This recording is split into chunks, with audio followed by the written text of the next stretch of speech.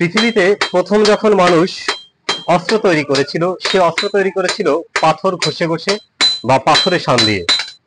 তার পরবর্তীতে মানুষ যখন ধাতব পদার্থকে তার নিজের আয়ত্তে নিয়ে আসে, তার মধ্যে লোহা অন্যতম একটি।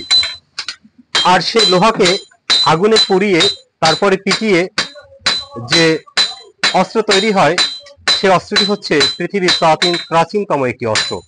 আর সেই প্রাচীনতম অস্ত্র আজও টিকে আছে এই প্রযুক্তির বাজারে।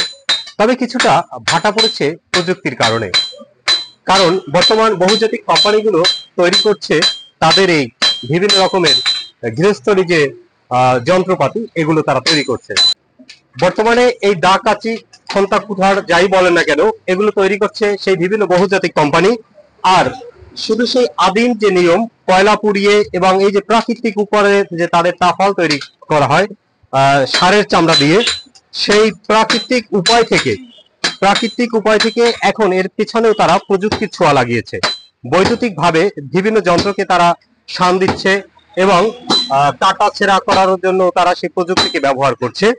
সামনে আসছে কুরবানির ঈদকে সামনে রেখে ব্যস্ত হয়ে পড়েছে প্রাচীনতম এই পেশার মানুষগুলো। ঠুনঠান শব্দে কাটছে তাদের দিন এবং রাত। এই পেশা টিকে থাক আরো হাজার হাজার বছর, এমনটাই কামনা করছে এই বাংলার মানুষ। এস এম পলাশ, রূপসী টিভি, বাকেরগঞ্জ।